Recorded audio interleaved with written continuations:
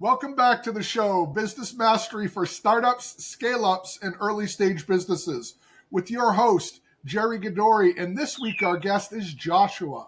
Joshua is the founder and CEO of Beltway Media, not a DC think tank, which is what I originally thought, but a media company that focuses on some things that I've not seen before, and I thought that you'd be excited to learn about. Now, Joshua, that was a pathetically brief introduction. Could you elaborate a little bit for me and share with the audience a little bit more about yourself? Yeah. So typical DC, started my career as a DC journalist, and after going to journalism school in DC.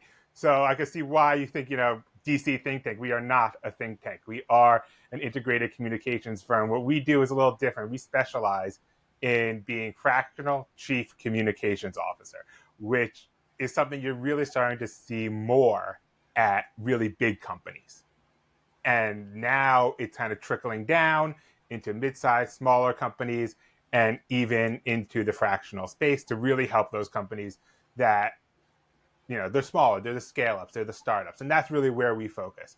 What we do as chief communications officers is we think integrated, we think long-term, about shaping perception and building trust with all your stakeholders through communications. That's really exciting.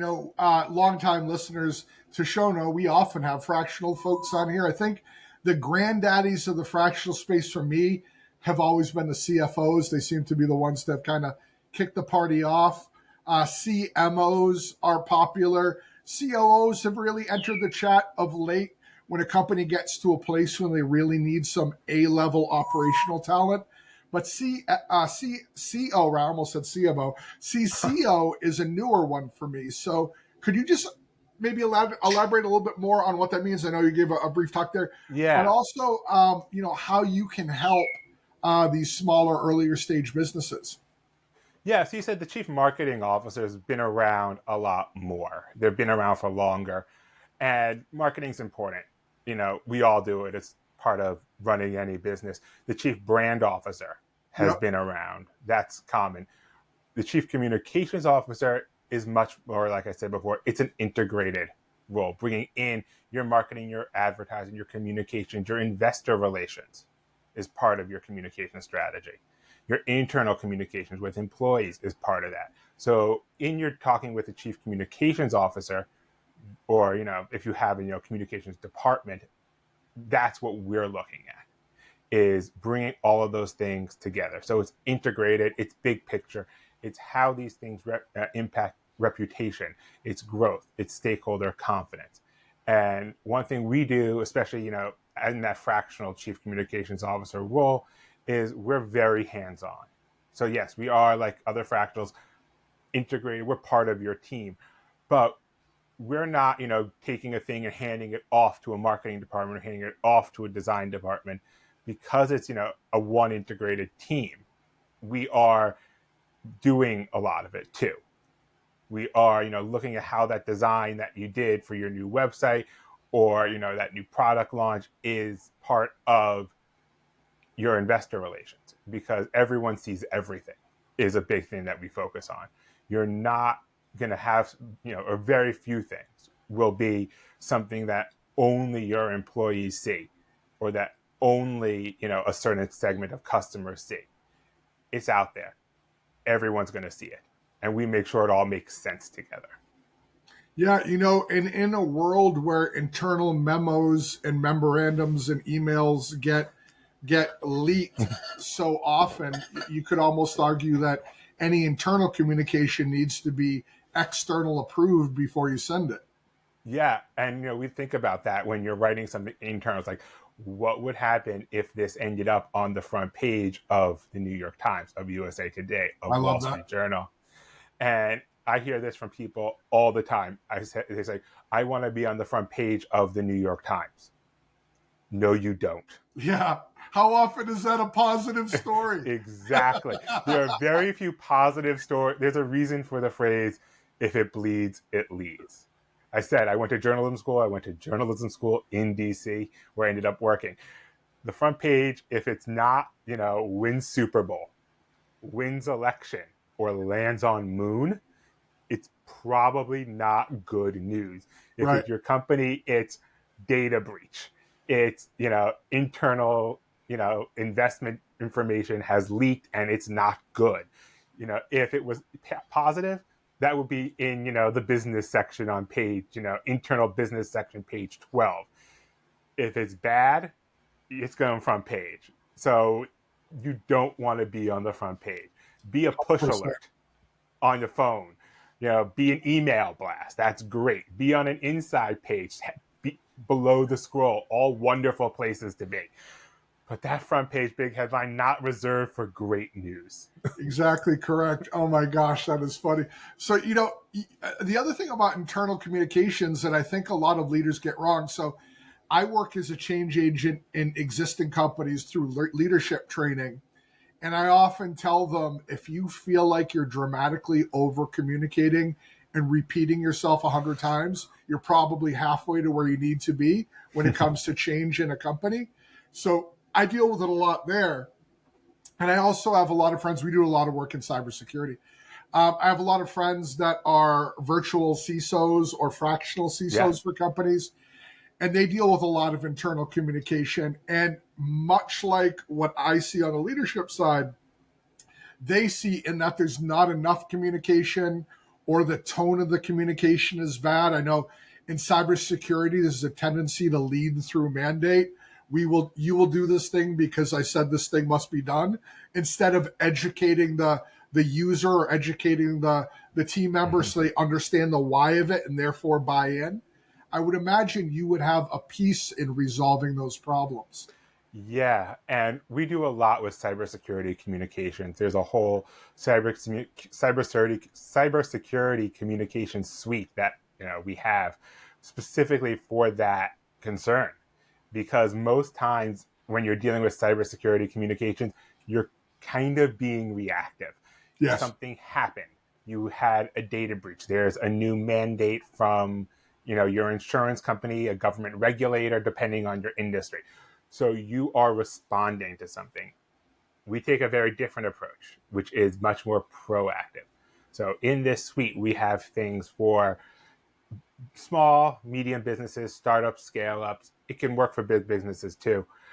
But then you have, of course, a lot more people. We bring together all sorts of people in your company, from us, your communications team, your legal team, your CISOs, their team, and then, of course, things like HR, finance. Everyone's coming together and looking at what are your cybersecurity communications.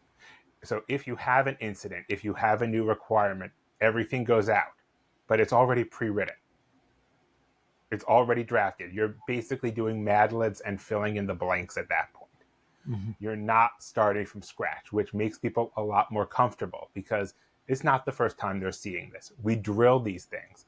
When you're doing, these types of cybersecurity drills, communications drills, you have your plan. You hope it never gets used. You hope you never have to put this into action, but it's there. So if it happens, people aren't seeing this for the first time, and everyone's already designated with their role and their function and what they need to do for this, which makes the whole process go a lot smoother. On our website right now, under I think it's called our free resources, we have a free cybersecurity communications checklist for people. Do it. It's totally free. Please take it. Do whatever you want with the results. Call us, don't call us, call someone else. But be in a better position, because you never know when one of these things is going to happen to you, and you end up on the front page, which, like I said, not a good place for you to be. Just where you don't want to be. That's interesting. With cybersecurity, everything, it's such a difficult area because it's almost like life insurance or when the police knock at your door. Yeah. The it's thankless. It's I have a friend who owns a virtual CISO firm, and he said one of the hard things is if everything goes great, you don't have any problems. The CFO asks the question, "Why are we spending all this money? There's never any problems." And then if you do have a problem, the CFO says, "Why are we spending all this money? It didn't work." It's just it can be so thankless, and I think part of that is how they're communicating not only their value upwards, but what's needed from the team Yeah. Downwards was, again, not to monologue, but when I first entered the space, it was many, many moons ago. And the hacker was a freak, Phreak, and they were getting into phones. And the number one way back then is still the number one way today, and that's through social engineering and getting Yeah. people to give access they shouldn't. Yeah, I mean, one of the things, I work with companies, managed service providers and IT firms, and they run those types of, social engineering, drills, and they Mhm. send out those, fake phishing emails. And, someone always gets caught. And that's the point, of course, Yes. is, to see who it is. And because if one person did, someone who was off that day or was in a meeting and didn't see it because, they were on, an airplane to wherever for the next meeting, they would have. So it's really figuring out what people are doing and then educating them with those phishing emails. With the cybersecurity suite, like you said, the CFOs, they aren't necessarily involved in cybersecurity or cybersecurity communications. They see the budget lines. They know we have this many people on it. We have that department. It costs this much in infrastructure, but they're not involved in the process. Our cybersecurity suite, the cyber incident response team, or the CERT, what it's going to do for you is it brings the CFO in, so they're seeing and they're actually participating in the drills and the planning. They're not engineers, of course. They're in finance. They're not doing the dev. They're not patching servers, but they are involved, so they understand what's going into it. Just like your HR is going to be involved. So when you have to send out these employee emails, and they're going to know. Yeah, I think that we often forget that we tend to view the world through the lens that we use the most. If you're a CFO, you probably look at the world through a dollars and change perspective. As a CEO and a salesperson, I look at the world through a lens of influence. And at risk of attacking people who aren't here to defend themselves, I often see CISOs look at the world almost like a beat cop. They're looking for somebody making mistakes, and I think a lot of that perspective comes across in their communication and impacts how their message is received. Like I said, I've worked with companies where, again, they lead by mandate, and that's never effective. Yeah. People just don't respond to that. Whereas companies that take a minute to explain why we're doing a thing and what that employee gets out of it and what the value is, they tend to get a lot better results. Yeah, and even for things like, you must have, your two-factor on, well, it's another step. No, you must do it. Here's why you must do it, but you must do it. Yes. No, And, that's a it's very simple example of, because we all know two-factor. exactly, Or but I hope we all know two-factor. yeah. It's that thing I keep meaning to turn on. No, I'm just joking. Yeah. I'm just joking. Yeah, but it's that second piece that makes it palatable. When Yeah. you say you must, the American personality is to say, the heck I do. No, But I'm not. when you say you must, but this is why, now they're thinking, they're getting involved, they feel engaged. Yeah. And that's at the point of, that cybersecurity suite and team is. It's engaging everyone as early as possible. So is that as simple as a bunch of documents you share, or is that like a subscription how does that program work? So there are a couple of choices. It starts with, something pretty simple, come in and kind of do a one-off with you. We'll prepare the documents for you. There is no real way that we could just have the template for everyone Of that we course. share, because your small dating app is going to be very, very different from someone's slightly more established managed service provider or a law firm, or an insurance company, because everyone needs this, and everyone's going to be different. But there are certain things that do translate. You're going to need press releases. You're going to need employee emails. You're going to need, especially if you have taken funding, public or private, investor relations. All those things are pretty much a checklist, Mm-hmm. and that's what we kind of have for everyone, and we just customize it for you. Then we have tabletop exercises and retainer packages as well, and those start at about 2 years, because we're, like I said, we're fractional. We are in this with you, and it is a long-term thing. So we're there and we're providing it, for an extended period. So, given what you just said, what is your window for a company? In other words, when do they get, again, and I realize this is a generalization, but Yeah. when do they get big enough to need a service like yours? And when do they outgrow it and get to a point where they should internalize that function? So we are definitely, we work with, one person bootstrap startups. So, I would say that's a great place for it. Sometimes realistically, you don't have the budget at a one person bootstrap startup to do this. Once you start getting, sub 5 people, 3 to 5, definitely you're going to need to start looking at something for fractional communications. And because it's fractional, it may only be, 10 hours a month, which when you think about is about 2.5 something a week, a little less. That's not a lot in terms of, time. So there you're looking for something, pretty simple. Once you get to like the 50 people, you're going to look for, still fractional. You probably don't need this as a, W-2, for an American audience, full-time person. At, the 150, 200 person, it's probably going to be a full-time in-house person with department. And one of the things, we can do, of course, is if you are looking in that growth space, you have us, a fractional chief, and, a VP, a director person who is ultimately, once you hit that kind of 200 person mark, going to be able to be your, prime in-house. And is there a world where you would help them facilitate that transition? Yeah. I mean, if that's what they need, we're here, we want you to succeed. We've done training, for people, especially with smaller companies. Like I said, we've done the one person bootstrap startup. Like I said, I started my career as a reporter. I was a video producer. I was doing photo, not so much photo back then, but video web production. And I was working with some companies and they say, look, we want to do a lot of web video. We can't afford, we are 1-2 people. This is just us. We have no outside funding. What can we do? And it's like, well, okay, I'll train you to do the video that you need to do.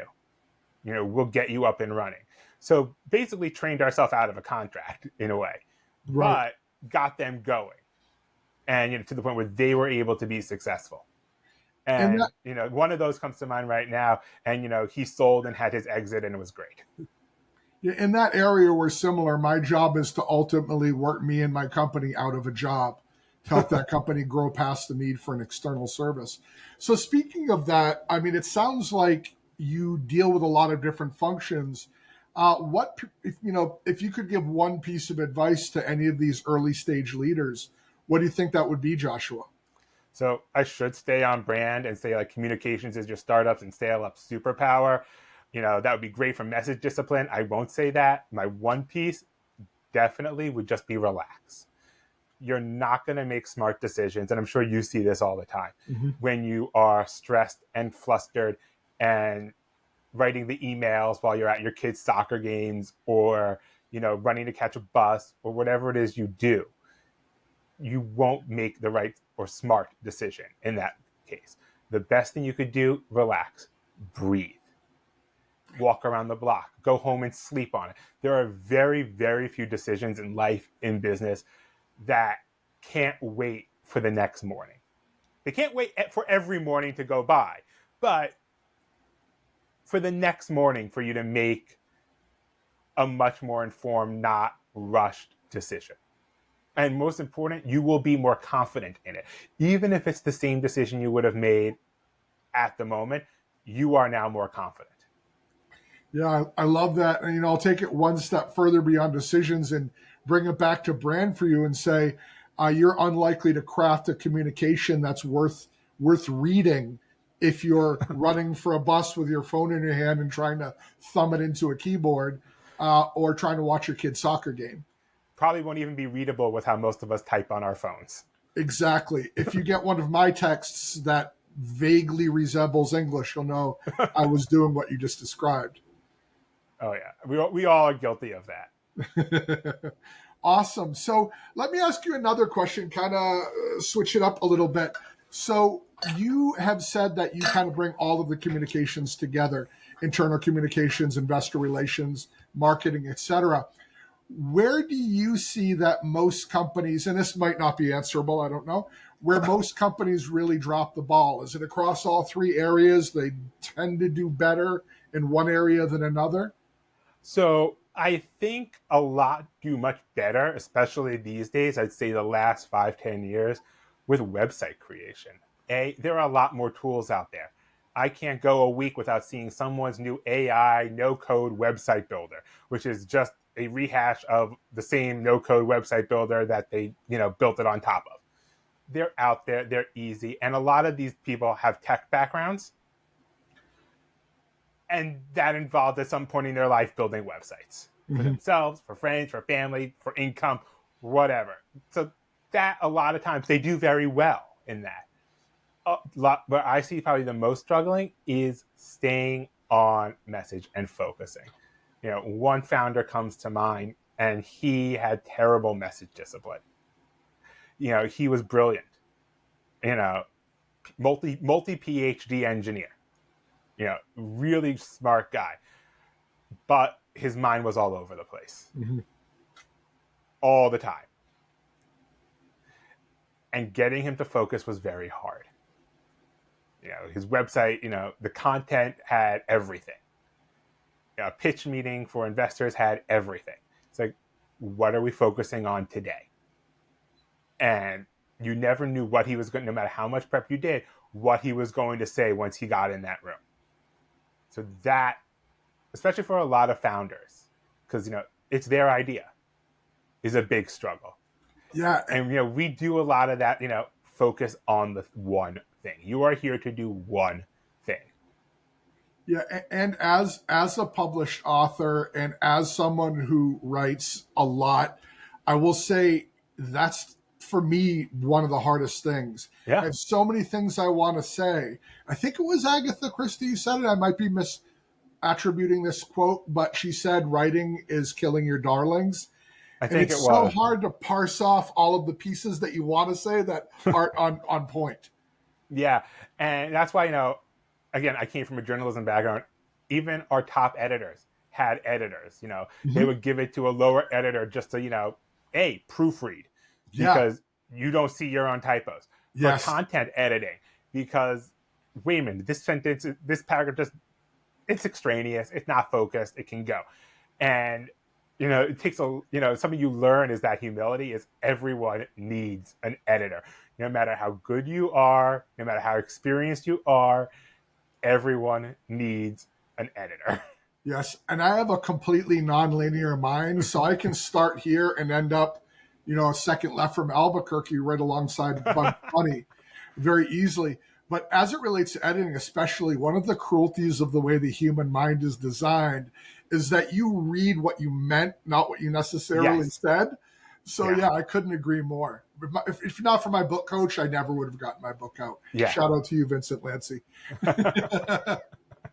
And everyone needs that. So, there's no shame in asking for it or thinking that you don't, because it's there for a reason. 100%, yes. No, that's awesome. Well, listen, Joshua, I've loved having you on the show. I think that this has been great.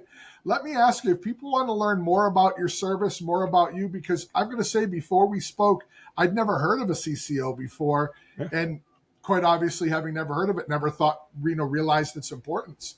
Where can people learn more about you? Where can people follow you?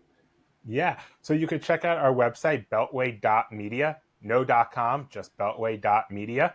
Also, you can find me on LinkedIn, LinkedIn/my name, Joshua I. Altman. And of course, our website or our LinkedIn page as well is company/Beltway Media. Yeah, and longtime listeners will know those links will be in the show notes. If you're a new listener, please don't crash your car. Just wait till you get home. Check out the show notes. You can get those things there. Again, Joshua, you've been great. I truly appreciate you being on the show. It's been my pleasure. Awesome. And everyone, as always, continue being amazing. And I look forward to speaking with you again next week.